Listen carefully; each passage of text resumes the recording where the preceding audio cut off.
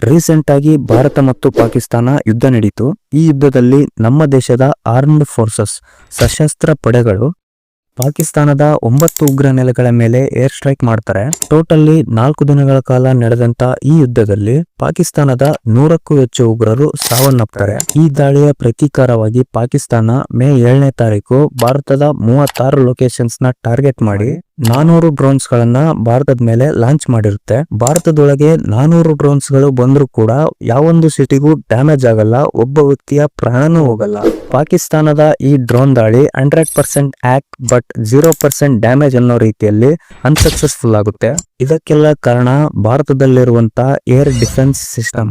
ಈ ಯುದ್ಧದಲ್ಲಿ most famous ಆಗಿರುವಂತದ್ದು ಮತ್ತೆ ಎಫೆಕ್ಟಿವ್ ಆಗಿ ಕೆಲಸ ಮಾಡಿರುವಂತ ಏರ್ ಡಿಫೆನ್ಸ್ ಸಿಸ್ಟಮ್ ಯಾವ್ದಪ್ಪ ಅಂದ್ರೆ ಅದೇ Russian made S-400 air defence system. ಈ S-400 ನ ಭಾರತದಲ್ಲಿ ಸುದರ್ಶನ ಚಕ್ರ ಅಂತ ಹೇಳಿ ಕರೀತಾರೆ. ಮೇ 7ನೇ ತಾರೀಕು ಪಾಕಿಸ್ತಾನ ಮಾಡಿರುವಂತ ಪ್ರತಿ ದಾಳಿಯಲ್ಲಿ 100 ಜನರ ಪ್ರಾಣ ಉಳಿಯೋದಕ್ಕೆ ಈ S-400 ಸುದರ್ಶನ ಚಕ್ರ ಮುಖ್ಯ ಕಾರಣವಾಗುತ್ತೆ. ಹಾಗಾದ್ರೆ S-400 ಏರ್ ಡಿಫೆನ್ಸ್ ಸಿಸ್ಟಮ್ ಯಾವ ರೀತಿ ಕೆಲಸ ಮಾಡುತ್ತೆ? ಮೊದಲನೇದಾಗಿ S-400 ನಲ್ಲಿ ರೆಡಾರ್ ಸಿಸ್ಟಮ್ ಇರುತ್ತೆ. ಶತ್ರು ದೇಶದವರು ನಮ್ಮ ದೇಶದ ಕಡೆ ಆರಿಸುವಂತ ಕ್ಷಿಪಣಿ, ಡ್ರೋನ್, ಯಾವುದೇ ಯುದ್ಧ ವಿಮಾನ ಆಗ್ಲಿ 600 ಕಿಲೋಮೀಟರ್ ದೂರ ಇರುವಾಗ್ಲೇ ಈ ರೆಡಾರ್ ಅದನ್ನ ಕಂಡುಹಿಡಿಯುತ್ತೆ. ಬರ್ತಾ ಇರುವಂತದ್ದು ಡ್ರೋನ್ ಅಥವಾ ಫೈಟರ್ ಜೆಟ್ ಅಂತ ಡಿಟೆಕ್ಟ್ ಮಾಡಿದ್ಮೇಲೆ ಅದು ಯಾವ ಕಡೆ ಬರ್ತಾ ಇದೆ, ಎಷ್ಟು ಸಂಖ್ಯೆಯಲ್ಲಿ ಬರ್ತಾ ಇದಾವೆ ಅನ್ನೋದನ್ನು ಕೂಡ ಐಡೆಂಟಿಫೈ ಮಾಡುತ್ತೆ. ಈ S-400 ಸುದರ್ಶನ ಚಕ್ರ ಅಟ್ ಎ ಟೈಮ್ 100 ಟಾರ್ಗೆಟ್ಸ್ ಗಳನ್ನ ಟ್ರ್ಯಾಕ್ ಮಾಡುವಂತ ಕೆಪಾಸಿಟಿ ಹೊಂದಿರುತ್ತೆ. ಇದಾದ್ಮೇಲೆ IFF ಅಂದ್ರೆ ಐಡೆಂಟಿಫಿಕೇಶನ್ ಆಫ್ ಫ್ರೆಂಡ್ ಆರ್ ಫೋಯ್. ಈ ಒಂದು ಸಿಸ್ಟಮ್ ಹೇಗೆ ಯೂಸ್ ಆಗುತ್ತೆ ಅಂದ್ರೆ ಯುದ್ಧ ಮಾಡ್ಬೇಕಾದ್ರೆ ಶತ್ರು ದೇಶದವರು ಕ್ಷಿಪಣಿಗಳು, ಡ್ರೋನ್ಸ್ ಗಳನ್ನ ನಮ್ಮ ದೇಶದ ಕಡೆ ಲಾಂಚ್ ಮಾಡ್ತಾ ಇರ್ತಾರೆ. ನಮ್ಮ ದೇಶದವರು ಆ ದೇಶದ ಮೇಲೆ ಕ್ಷಿಪಣಿಗಳನ್ನ ಆರಿಸ್ತಾ ಇರ್ತಾರೆ. ಈ ಟೈಮ್ ಅಲ್ಲಿ IFF ಸಿಸ್ಟಮ್ ತುಂಬಾನೇ ಯೂಸ್ ಆಗುತ್ತೆ. ಯಾಕಂದ್ರೆ ಈ ಸಿಸ್ಟಮ್ ಇಂದ ಬರ್ತಾ ಇರುವಂತ ಡ್ರೋನ್, ಕ್ಷಿಪಣಿ ಅಥವಾ ಯುದ್ಧ ವಿಮಾನ ನಮ್ಮ ದೇಶದ ಅಥವಾ ಶತ್ರು ದೇಶದ ಅನ್ನೋದನ್ನ ಕಂಪ್ಲೀಟ್ ಆಗಿ ಈ IFF ಸಿಸ್ಟಮ್ ಐಡೆಂಟಿಫೈ ಮಾಡುತ್ತೆ. ನಮ್ ದೇಶದಾಗಿದ್ರೆ S-400 ರಿಯಾಕ್ಟ್ ಮಾಡೋದಿಲ್ಲ. ಬೇರೆ ದೇಶದಾಗಿದ್ರೆ ಬರ್ತಾ ಇರುವಂತ ಟಾರ್ಗೆಟ್ ನ ಹೊಡೆಯೋಕೆ ಕ್ವಿಕ್ ಆಗಿ ಮಿಸೈಲ್ ನ ಲಾಂಚ್ ಮಾಡೋದಕ್ಕೆ ಇನ್ಫಾರ್ಮೇಶನ್ ಕಳಿಸುತ್ತೆ. ಇದಾದ್ಮೇಲೆ ಕಮಾಂಡ್ ಅಂಡ್ ಕಂಟ್ರೋಲ್ ಪೇಸ್. ಈ ಹಂತದಲ್ಲಿ ಬರ್ತಾ ಇರುವಂತ ಟಾರ್ಗೆಟ್ ಯಾವುದು, ಅದರ ರೇಂಜ್ ಏನು, ನಮ್ ದೇಶದ ಅಥವಾ ಬೇರೆ ದೇಶದ ಅನ್ನೋ ಎಲ್ಲ ಇನ್ಫಾರ್ಮೇಶನ್ ಕಲೆಕ್ಟ್ ಆಗಿರುತ್ತೆ.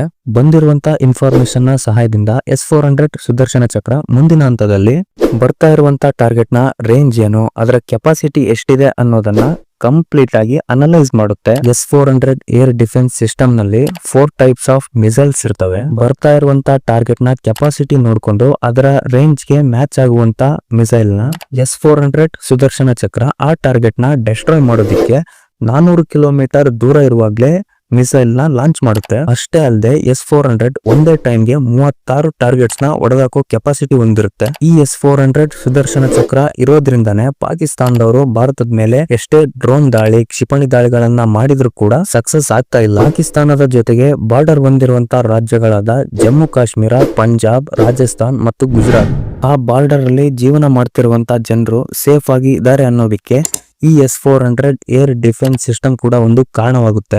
S-400 ಏರ್ ಡಿಫೆನ್ಸ್ ಸಿಸ್ಟಮ್ ಯಾವ ರೀತಿ ವರ್ಕ್ ಆಗುತ್ತೆ ಅನ್ನೋದನ್ನ ತಿಳ್ಕೊಂಡ್ವಿ. ಹಾಗಾದ್ರೆ ಇವಾಗ ಅದರ ಹಿನ್ನೆಲೆ ಬಗ್ಗೆ ನೋಡ್ತಾ ಹೋಗೋಣ.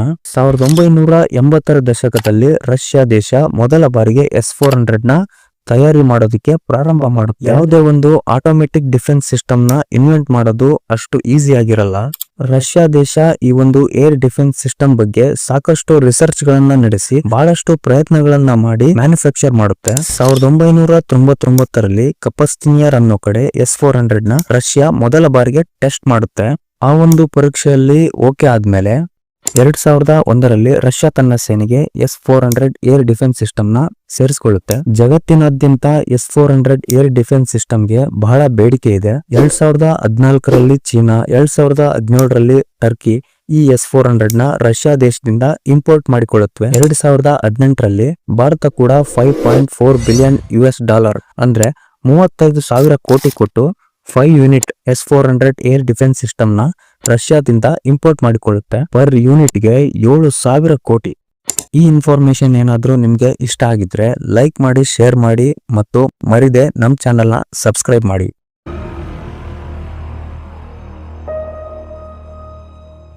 ಮೇ 4ನೇ ತಾರೀಕು ನಡೆದಂತ ಇನ್ಸಿಡೆಂಟ್ ಬಗ್ಗೆ ಒಂದೆರಡು ಮಾತುಗಳನ್ನ ಆಡೋದಕ್ಕೆ ಇಷ್ಟಪಡ್ತೀನಿ. IPL ಸೀಸನ್ ನಲ್ಲಿ RCB ಮೊದಲನೇ ಬಾರಿಗೆ IPL ಟ್ರೋಫಿಯನ್ನ ಗೆದ್ಮೇಲೆ ಬರೀ ಕರ್ನಾಟಕದಲ್ಲಿ ಅಷ್ಟೇ ಅಲ್ಲ, ಇಡೀ ಇಂಡಿಯಾದಲ್ಲೇ ಓವರ್ ನೈಟ್ ಸೆಲೆಬ್ರೇಷನ್ ನಡೆಯುತ್ತೆ. ಮೇ 4ನೇ ತಾರೀಕು RCB ಮ್ಯಾನೇಜ್ಮೆಂಟ್ ನವರು ವಿಕ್ಟೋರಿ ಪರೇಡ್ ನಡೆಸೋದಾಗಿ ಇನ್ಸ್ಟಾಗ್ರಾಮ್ ಅಕೌಂಟ್ ನಲ್ಲಿ ಪೋಸ್ಟ್ ಮಾಡ್ತಾರೆ. ಹಾಗಾಗಿ ಆ ಒಂದು ಫಂಕ್ಷನ್ ಅಲ್ಲಿ ಸರ್ಕಾರ ಎಕ್ಸ್ಪೆಕ್ಟ್ ಮಾಡಿದ್ದಕ್ಕಿಂತ 4-5 ಪಟ್ಟು ಹೆಚ್ಚು ಸಂಖ್ಯೆಯಲ್ಲಿ ಜನರು ಸೇರ್ತಾರೆ. ಎಸ್ಪೆಷಲಿ ಚಿನ್ನಸ್ವಾಮಿ ಸ್ಟೇಡಿಯಂ ಹತ್ರ.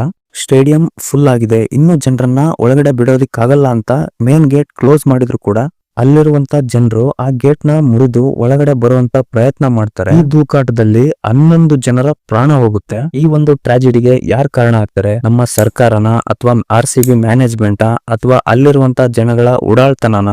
ಇತ್ತೀಚೆಗೆ ಜನಗಳಲ್ಲಿ ಪಬ್ಲಿಕ್ ಅವೇರ್ನೆಸ್ ಅನ್ನೋದು ಕಡಿಮೆ ಆಗ್ತಾ ಇದೆ. ವಿಧಾನಸೌಧದ ಮುಂದೆ ಮರಗಳನ್ನ ಹತ್ತಿ ನಿಂತ್ಕೊಳ್ಳೋದು, ಸೆಲೆಬ್ರೇಷನ್ ಮಾಡುವಾಗ ಅಲ್ಲಿರುವಂತ ಗೇಟ್ ಗಳನ್ನ ಮುರಿದಾಕೋದು, ವಿಚಿತ್ರ ವರ್ತನೆಗಳನ್ನ ಮಾಡ್ತಾ ಇರ್ತಾರೆ. ಸೆಲೆಬ್ರೇಟ್ ಮಾಡ್ಲಿ, ಆದ್ರೆ ಅದಕ್ಕೊಂದು ಲಿಮಿಟ್ ಅನ್ನೋದಿರ್ಬೇಕು. ನೋಡಿ, ಕ್ರಿಕೆಟ್ ಅನ್ನೋದು ಒಂದು ಆಟ ಮಾತ್ರ. BCCI ಮತ್ತೆ ಫ್ರಾಂಚೈಸಿಗಳು ಕ್ರಿಕೆಟ್ ನ ಯೂಸ್ ಮಾಡ್ಕೊಂಡು IPL ಅನ್ನೋ ಹೆಸರಲ್ಲಿ ಜನಗಳ ಕೋಟ್ಯಾಂತರ ದುಡ್ಡನ್ನ ವಸೂಲಿ ಮಾಡ್ತಾರೆ. ಆ ಇನ್ಸಿಡೆಂಟ್ ನಲ್ಲಿ ಪ್ರಾಣ ಕಳೆದುಕೊಂಡಿರೋ ವ್ಯಕ್ತಿಯ ಫ್ಯಾಮಿಲಿಗೆ ದುಡ್ಡನ್ನ ಕೊಡಬಹುದೇ ಹೊರತು ಪ್ರಾಣವನ್ನ ಕೊಡೋದಿಕ್ಕೆ ಸಾಧ್ಯನೇ ಇಲ್ಲ.